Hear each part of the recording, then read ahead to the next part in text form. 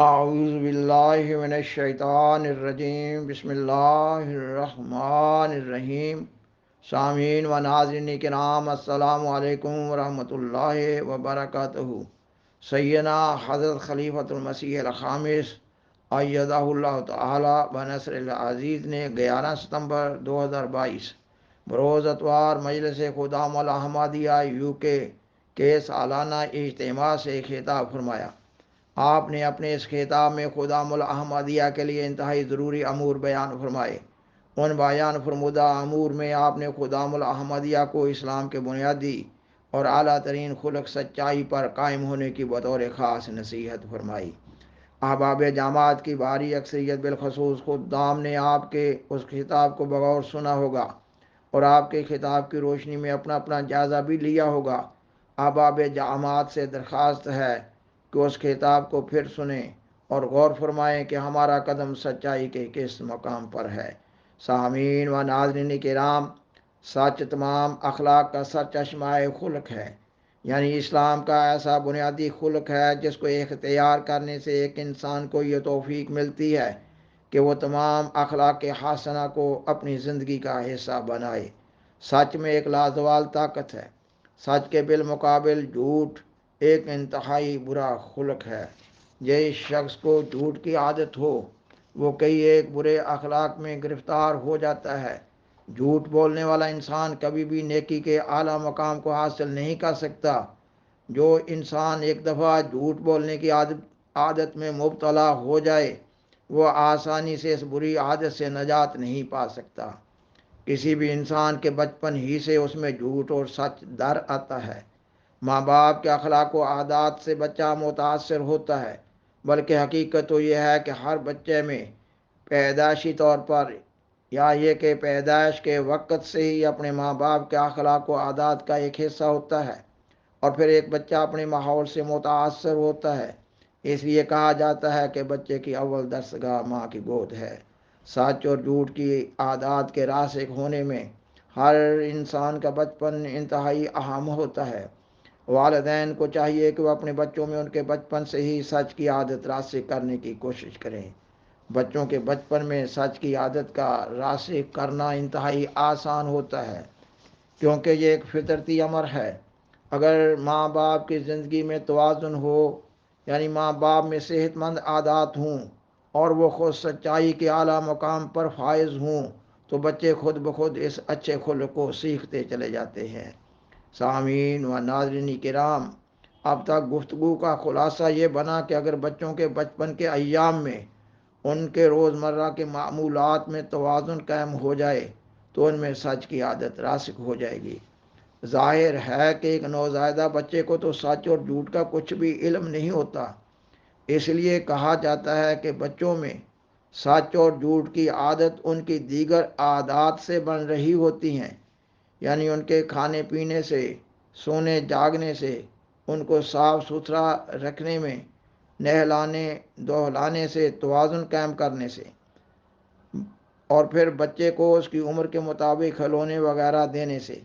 بچہ ذرا بڑا ہو تو دیکھا جائے کہ اس کا اپنے بہن بھائیوں سے ملنے جلنے کا رویہ نارمل ہے یا نہیں، بلا وجہ ضد نہ کرنے والا ہو، رو رو کر چیزوں کا مطالبہ نہ کرنے والا ہو، بات بات پر اپنے بہن بھائیوں سے لڑنے جھگڑنے والا نہ ہو، غصہ نہ کرنے والا ہو، کھانے پینے کی چیزوں میں طمع اور لالچ کا شکار نہ ہو، کھانے پینے کی چیزیں اپنے بہن بھائیوں سے بانٹنے والا ہو۔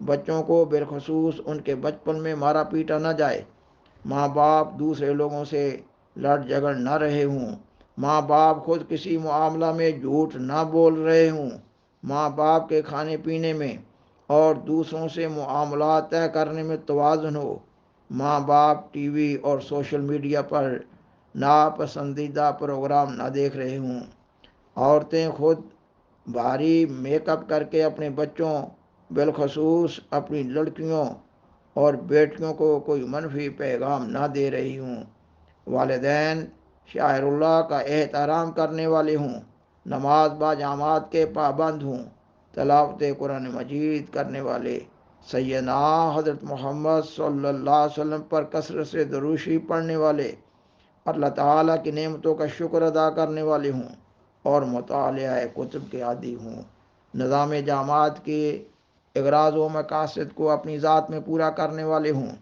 اور سیدنا حضرت خلیفۃ المسیح ایدہ اللہ تعالیٰ بنصر العزیز سے تعلق عقیدت و محبت رکھنے والے ہوں۔ سامعین و ناظرین کرام، اللہ تعالیٰ قرآن مجید کی سورۃ الحج کی آیت 31 میں فرماتا ہے، فَإِجْتَنِبُوا الرِّجْسَ مِنَ الْأَوْثَانِ وَاجْتَنِبُوا قَوْلَ الزُّورِ، یہ کہ پس بتوں کی پلیدی سے پرہیز کرو اور جھوٹ کہنے سے بچو۔ اس آیت میں بتوں کی پلیدی اور جھوٹ کو اکٹھے ذکر کیا گیا ہے۔ یہ کہ جھوٹ بولنا بھی شرک ہے، کیونکہ جھوٹ بولنے والا اللہ تعالیٰ کے مقابل جھوٹ کو ایک بت کے طور پر پیش کر رہا ہوتا ہے۔ جھوٹ کے نقصانات کا پورے طور پر احاطہ نہیں کیا جا سکتا۔ جب ایک شخص مسلسل جھوٹ بولتا چلا جاتا ہے تو اس کی روحانیت تباہ و برباد ہو جاتی ہے، اور جس شخص کے خلاف جھوٹ بولا جاتا ہے اس کو اس جھوٹ سے ناقابل تلافی نقصان پہنچ رہا ہوتا ہے۔ ایک شخص ایک دوسرے شخص کے خلاف جھوٹ بول کر معاشرہ میں اس شخص کو ذلیل و خوار کرنے کا ارتکاب کر رہا ہوتا ہے۔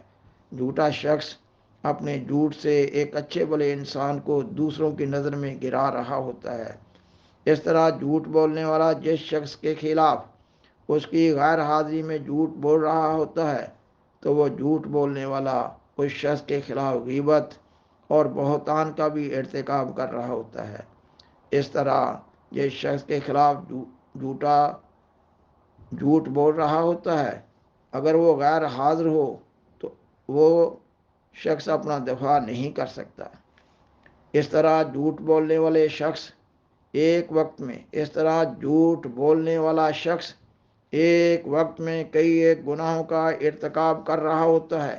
وہ اللہ تعالیٰ سے نہیں ڈر رہا ہوتا، وہ اللہ تعالیٰ کے بالمقابل ایک بت بنا رہا ہوتا ہے، کیونکہ ایسا غیر حاضر شخص جس کے خلاف جھوٹ بولا جا رہا ہوتا ہے اپنا دفاع نہیں کر رہا ہوتا۔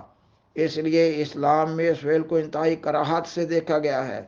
سیدنا حضرت محمد صلی اللہ علیہ وسلم فرماتے ہیں کہ غیبت کرنے والا شخص اپنے مردہ بھائی کا گوشت کھاتا ہے۔ الغرض جھوٹ کی کئی ایک شکلیں ہیں اور جھوٹ کے بد اثرات کا احاطہ نہیں کیا جا سکتا۔ سیدنا حضرت محمد صلی اللہ علیہ وسلم نے شرک کے بعد سب سے بڑا گناہ جھوٹ بولنے کو قرار دیا ہے۔ سامعین و ناظرین کرام، اپنے بچوں کو بطور خاص یہ بات بھی بتانے کی ضرورت ہے کہ سچ بولنے سے یہ مراد نہیں ہے کہ جو بھی معاشرہ میں ہوتا دیکھو اس کو بلا روک ٹوک بیان کرتے چلے جاؤ۔ یعنی یہ کہ یہ سچ نہیں ہے کہ لوگوں کے عیب جن سے تم واقف ہو گئے ہو دوسرے لوگوں کو بتاؤ۔ بچوں کو یہ بتانے کی ضرورت ہے کہ جھوٹ نہ بولو اور سچ بولو۔ اس سے صرف یہ مراد ہے کہ جب صحیح ضرورت کے تحت بات کرو تو تمہاری زبان پر سچ ہی آئے، جھوٹ نہ آئے۔ مثلا جب کسی نظام کے تحت کسی گواہی کے لیے بلایا جائے، پھر انتہائی احتیاط سے اتنی بات کرو جتنی پوچھی گئی ہے، اور بلا وجہ دوسروں کے عیب کی تشہیر نہ کرو۔ دوسروں کے حقوق دبانے کے لیے اور دوسروں کو محض نقصان پہنچانے کے لیے یا بلا وجہ عادتاً دوسروں کو بدنام کرنے کے لیے کسی کے عیب کی تشہیر نہ کرو اور کسی کے خلاف جھوٹ نہ بولو۔ اور یہ بھی دیکھا گیا ہے کہ کئی ایک لوگ ضرورتاً بھی سچ نہیں بولتے، یعنی یہ کہ سچی گواہی نہیں دیتے۔ وہ ڈرتے ہیں کہ انہیں نقصان ہوگا یا دوسروں سے تعلقات خراب ہو جائیں گے۔ اللہ تعالیٰ سورۃ الفرقان کی آیت 71 اور 72 میں سچ بولنے کی تلقین کرتے ہوئے فرماتا ہے کہ اللہ کا تقوی اختیار کرو، یعنی اللہ سے ڈرتے رہو اور ہمیشہ صاف سیدھی بات کیا کرو۔ اللہ تعالیٰ اپنے ذمہ لیتا ہے سچ بولنے سے نقصان نہیں ہوگا، بلکہ اصلاح احوال کا عمل جاری رہے گا اور تمہارے گناہ یعنی تمہاری کمزوریاں دور ہوتی چلی جائیں گی۔ اخبار بدر مورخہ 25 اپریل 1907 کے صفحہ 8 پر سچائی کے بارے میں سیدنا حضرت مسیح موعود علیہ السلام کی ایک لمبی عبارت ہے۔ خاکسار اس عبارت کا خلاصہ اس طرح بیان کرتا ہے کہ سیدنا حضرت مسیح موعود علیہ السلام کے بقول جس طرح ایک چور روشنی میں نہیں ٹھہر سکتا، اسی طرح اگر ایک انسان سچائی کے اعلیٰ مقام پر ہو تو اس کے دل میں جھوٹے اور خیانت کرنے والے شخص کے بارے میں نفرت پیدا ہو جاتی ہے۔ اس عبارت سے معلوم ہو رہا ہے کہ سچائی کے اعلیٰ مقام پر فائز انسان اور اس کے جھوٹ بولنے والے رشتہ داروں کے باہم تعلقات میں فطرتی اور قدرتی طور پر رکھنا پیدا ہو جاتا ہے۔ سیدنا حضرت مسلم موعود رضی اللہ تعالیٰ عنہ، جنہوں نے مجلس خدام الاحمدیہ کی بنا ڈالی، آپ سچائی کو قائم کرنے کے سلسلہ میں بہت حساس تھے۔ آپ اپنے خطبہ جمعہ فرمودہ 17 فروری 1939 میں بیان فرماتے ہیں، جس طرح مرغی اپنے بچوں کی حفاظت کرتی ہے، اسی طرح تم سچائی کی حفاظت کرو۔ مرغی کس قدر کمزور جانور ہے، لیکن جب اس کے بچوں پر کوئی بلی یا کتا حملہ کر دے تو وہ بلی اور کتے کا بھی مقابلہ کر لیتی ہے۔ جس طرح وہ اپنے بچوں کی حفاظت کرتی ہے، اسی طرح تم سچ کی حفاظت کرو۔ آپ فرماتے ہیں، جب تم اس مقام کو حاصل کر لو گے تو تمہاری تبلیغ کا اثر اتنا وسیع ہو جائے گا کہ اس کی کوئی حد ہی نہیں، اور تم ہزاروں عیوب قوم میں سے دور کرنے کے قابل ہو جاؤ گے۔ تربیت اولاد کے سلسلہ میں سیدنا حضرت مسلم موعود رضی اللہ تعالیٰ عنہ ایک انتہائی ضروری انتباہ بار بار اپنے خطبات میں کرتے رہے ہیں کہ تربیت اولاد کی تمام احتیاطوں کے ساتھ ساتھ اپنی اولاد کو بری صحبت سے بچاؤ۔ اگر کوئی بچہ بری صحبت کا شکار ہو جائے تو والدین کی ساری عمر کی محنت 1 منٹ میں ضائع ہو جاتی ہے۔ سامعین و ناظرین کرام، بالآخر درخواست ہے کہ اس پروگرام کو اپنے زیر تبلیغ دوستوں اور فیملی ممبر سے شیئر کریں اور آذرہ کرم اس چینل کو سبسکرائب کریں۔ جزاکم اللہ تعالی احسن الجزاء وآخر دعوانا ان الحمدللہ رب العالمین۔ شکریہ۔